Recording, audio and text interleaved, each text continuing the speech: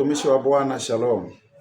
Hatuna budi kumshukuru Mungu aliyetupa nafasi na uzima, si kwa uwezo wetu wala kwa ujanja wetu, bali ni kwa neema, bali ni kwa Roho wa Bwana.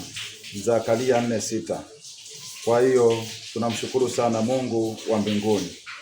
Tunapoelekea mwaka wa 2026, kuna mambo ambayo Bwana ametupa tuweze kujadili pamoja na kuchukua hatua ili mwaka unaokuja wa 2026 Bwana amesema atakwenda nasi na atatupa raha, tuweze kuiona raha na tuweze kumuona Bwana katika hiyo safari. Kitu cha kwanza ambacho katika maisha kimewarudisha watu nyuma ni tabia. Kuna tabia fulani katika maisha yako zimekuzuia kukutana na baraka na makusudi ya Bwana. Miaka iliyopita umeishi maisha hayo, lakini 2026 kuna vitu lazima tuvipunguze, na mojawapo ya hivyo vitu ni kiburi. Bwana Yesu asifiwe. Neno la Mungu liko wazi. Kiburi siku zote kinamshusha mtu. Kuna watu katika maisha hawaelezeki, hawafundishiki, na wengine ni watu wa kiroho kabisa. Hata wachungaji na baba zao wa kiroho wamekuwa wakiwaelekeza, lakini wanapowaambia kwa sababu ya kiburi wanadharau, wanahisi wanaonewa, hawatendewi haki, na mwisho wa siku huacha kutekeleza na kufuata yale wanayoelekezwa. Kumbuka, kiburi kilimshusha Shetani. Kwa sababu ya kiburi, Shetani hakumsikiliza Mungu akashushwa. Na kiburi imekuwa ni fakta moja kubwa sana kuzuia watu kufikia baraka. Kiburi huleta majivuno. Kiburi huwafanya watu kujiona wana thamani kuliko watu wengine. Kiburi kinawafanya watu wanajiona wana hekima kumbe hawana hekima. Kiburi kinawafanya watu wanajiona wana maarifa kumbe hawana maarifa.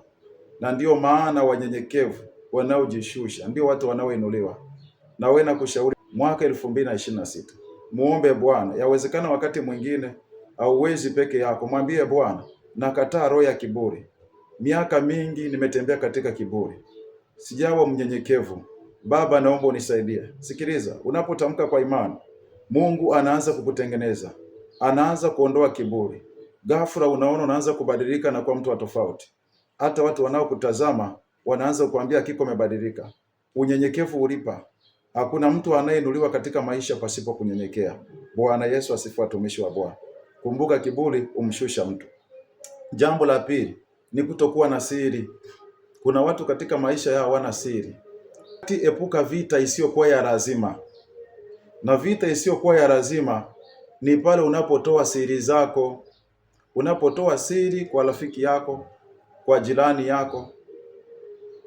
Yule jirani yako hujui ndani ya moyo wake anawaza nini. Naweza kukuta yule jirani yako au ndugu yako ni adui yako mkubwa.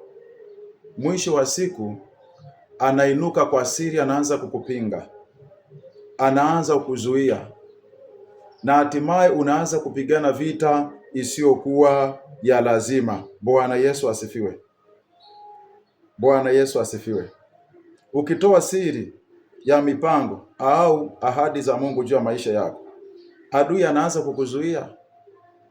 Watu wengi hawafurahii mambo mazuri au habari nzuri za watu. Watu wengi wanafurahia habari mbaya za watu. Wanatamani siku zote kwenye majuto. Wanatamani kufurahia mapito yako. Hebu jaribu kutunza siri, rafiki yangu. Uepushe vita isiyokuwa ya lazima. Mara nyingi mambo yako hayafanikiwi kwa sababu kila ukiwa na jambo unaanza kuwashirikisha watu, unaanza kutangaza. Wapo watu hapa wananitazama, wamepitia katika changamoto kama hiyo. Mara nyingi siri zao, mambo yao ya muhimu wamewashirikisha watu, na pale walipowashirikisha watu yakaharibika. Lakini kwa jina la Yesu Kristo mwambie Roho wa Bwana, nisaidie kutunza siri. Nisaidie niwe najizuia. Kuna wakati hauwezi kujizuia. Ukisha ropoka au ukisha toa siri ndio unaridhika, unakuwa timamu. Hebu mwambie Bwana, hiyo ni roho, ni mpango wa Shetani. Mwambie Bwana, nakataa hiyo roho. Nipe Bwana ustahimilivu, nipe uvumilivu, nitunze siri. Neno la Mungu nasema siri za Mungu ziko na wale wamchao. Kumbe hata Mungu ana siri. Na ndiyo maana siri za Mungu amwagi kwa kila mtu, anampa yule anayemcha. Bwana Yesu asifiwe. Lakini wewe siri zako unamwaga, na mwisho wa siku vita isiyokuwa ya lazima inainuka juu ya maisha yako. Badala ya kusonga mbele, unaanza kupigana vita ambayo iko ya lazima. Kutunza siri, mtumishi wa Bwana. Bwana Yesu asifiwe. Bwana asifiwe. Ukisoma Zaburi 91, kwa maana yeye utuokoa na mtego wa mwindaji. Mwambie Bwana, mtego wa mwindaji, huyu mwindaji ni mwindaji wa siri. Unapotoa siri, mwenzako anaanza kukuwinda kwa siri. Mwambie Bwana, nakataa roho ya kutoa siri. Mwambie Bwana, niepushe na wawindaji wote wa siri, ambao ukitoa tu jambo lako wanaanza kushughulika na wewe. Unakuta wako karibu, na muda mwingine wanakuwa kama walinzi wako. Hata ukimpata mtu wa kukusaidia, wakiona kuna mtu anaweza akakutonya au akakubadilisha mawazo, wanajaribu kukutenga na yule mtu. Bwana Yesu asifiwe, ili waendelee kukutawala na kukuweka kwenye himaya zao. 2026, hebu acha hayo mazoea. Wakati mwingine hata kama ni rafiki yako, aone jambo umelifanya kama surprise.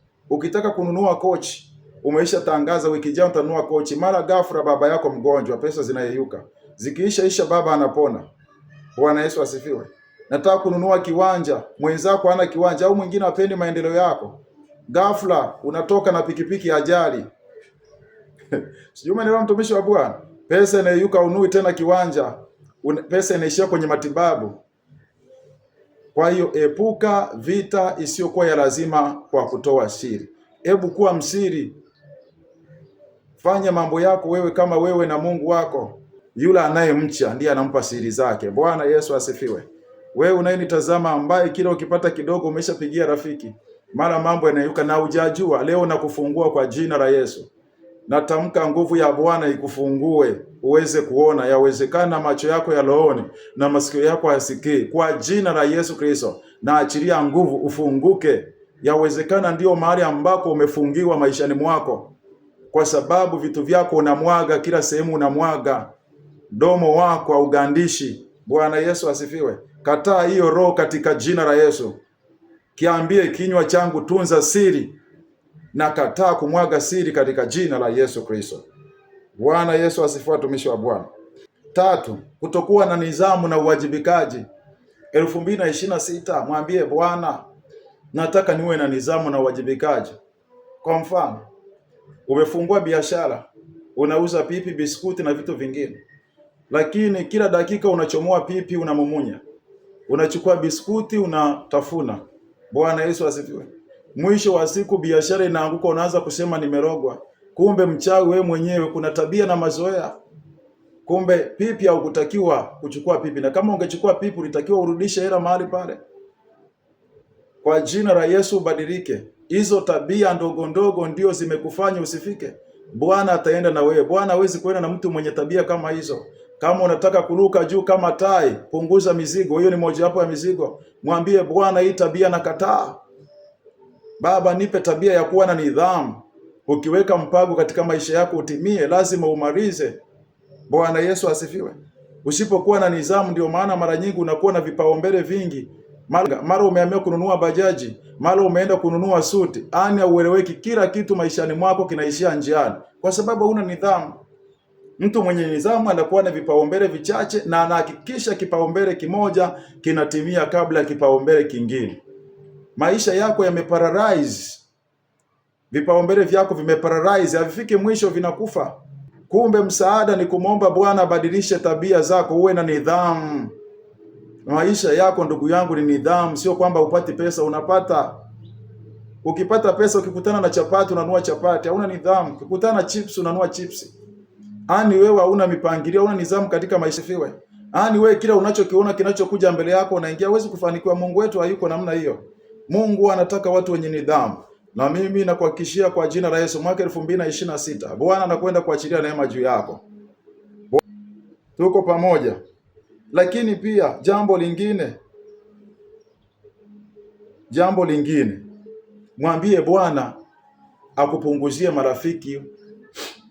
marafiki ambao sio wa muhimu maishani mwako.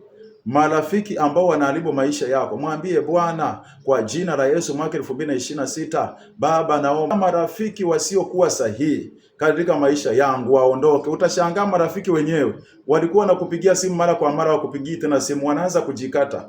Kuna wakati maisha yako yasonge mbele, kwa sababu kuna marafiki ulioshikamana nao ndio adui zako wa asili. Bwana Yesu asifiwe, mtumishi wa Bwana. Wanakuwinda kwa asili au marafiki na hawakuachi.